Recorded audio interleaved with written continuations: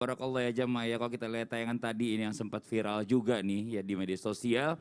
Ini kalau kita lihat tadi anak ini sebenarnya nggak berlebihan banget, juga sebenarnya lagi kesusahan. Tapi ya luar biasanya adalah anak ini masih bisa membantu orang lain yang lebih susah lagi dianggap dari dirinya. Nah ini kan kalau misalnya nggak ditanamkan dari hatinya ini kan susah gitu loh. Nah ini mungkin Abi nih Iya, bisa dijelaskan nih Bimo izin nih bagaimana caranya kita bisa mendapatkan anak-anak yang seperti ini nih. Apa saja Masya Allah. penyebab ya serta bagaimana cara mendidik anak agar mau peduli terhadap orang lain yang membutuhkannya. Subhanallah. Mohon izin. Iya, terima kasih Tafadhol, Mas Abi. Ali. Izin, Iya, Ustaz silakan. Maulana, Ustaz Syam, izin. Bismillahirrahmanirrahim. Assalamualaikum warahmatullahi wabarakatuh. Waalaikumsalam warahmatullahi wabarakatuh. Alhamdulillahirabbil alamin. Allahumma salli ala sayidina Muhammad wa ala ali sayidina Muhammad. Subhanallah, ketika ada satu pertanyaan bagaimana agar kita bisa mendidik anak kita memiliki sifat kepedulian terhadap orang lain. Bismillah. Kita lihat dulu peduli itu apa sih? Dengan makna yang sangat singkat, peduli itu adalah apabila kita bisa merasakan dari apa yang dirasakan oleh orang lain.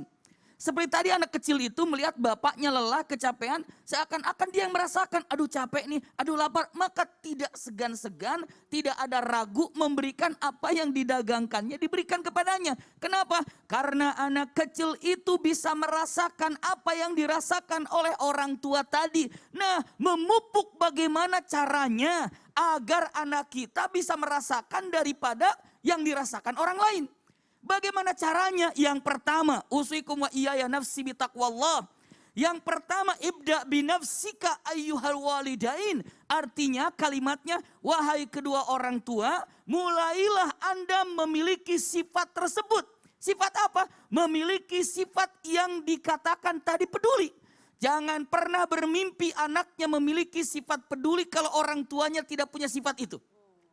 Orang tuanya dulu peduli nggak? Kalau orang tuanya peduli, insya Allah anaknya akan ikut.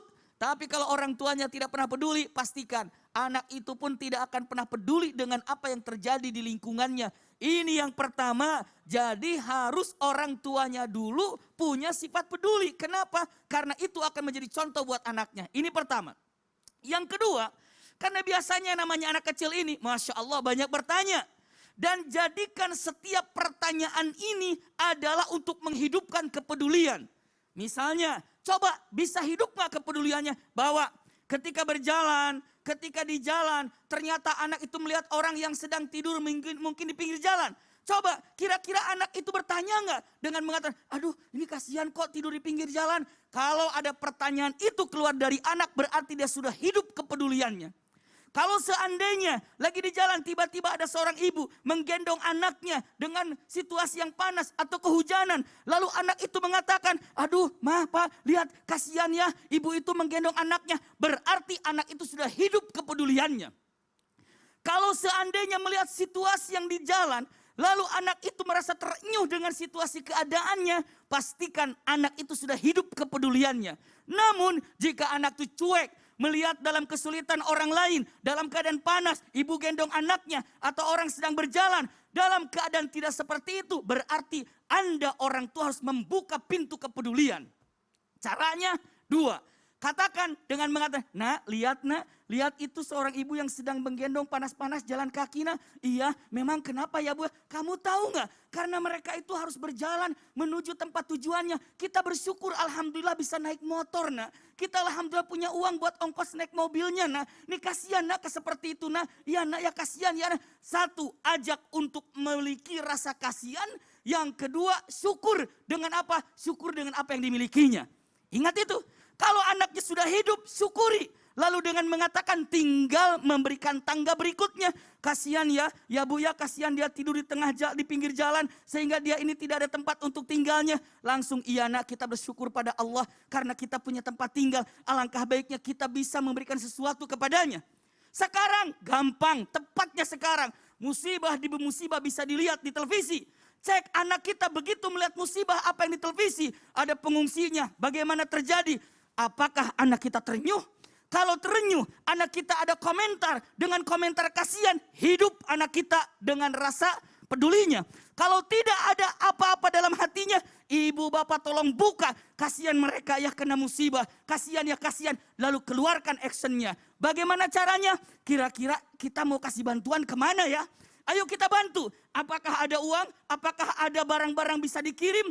Nah langsung dengan cara mengatakan, nah kira-kira kamu mau bantu nggak? Ajak mereka atau anak kita untuk coba-coba untuk memanjangkan tangannya, mengulurkan tangannya, memberikan kepada orang-orang yang menginginkan kebutuhan ataupun memerlukan uluran tangan ataupun bantuan. Usikum wa iyaya nafsi bitaqwallah.